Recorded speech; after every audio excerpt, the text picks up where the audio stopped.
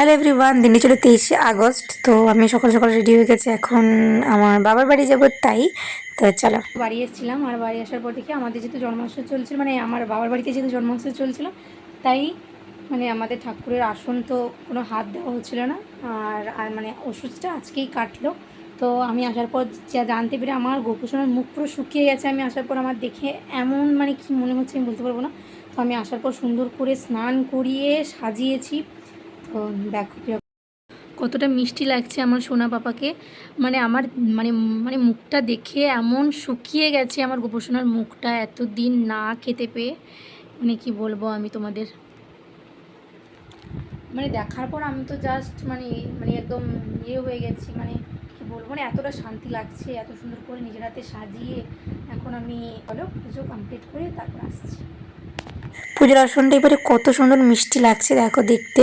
তার কারণ কি, যেহেতু অনেকটা দিন মানে পুজো করা হয় না, যেহেতু জন্মাষ্টমী চলছিল তাই।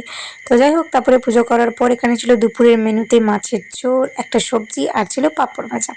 তো দেখো এখানে তো প্রচুর পরিমাণে জল ছিল, অনেকটা পরিমাণে জল জমা হয়ে গেছিলো, এখন তাও অনেকটা জল কমেছে। তো আমি বাড়ি থেকে বেরোনোর সময় ভাবলাম কি তোমাদের সঙ্গে শেয়ার করি যে আমার মানে বাবার বাড়িতে এখন জলে ডুবে আছে, রান্নাঘরে একটু জল উঠে গেছিলো অবশ্যই। তো যেটা নেমে গেছিলো দুদিন রোদ হওয়ার পরেই।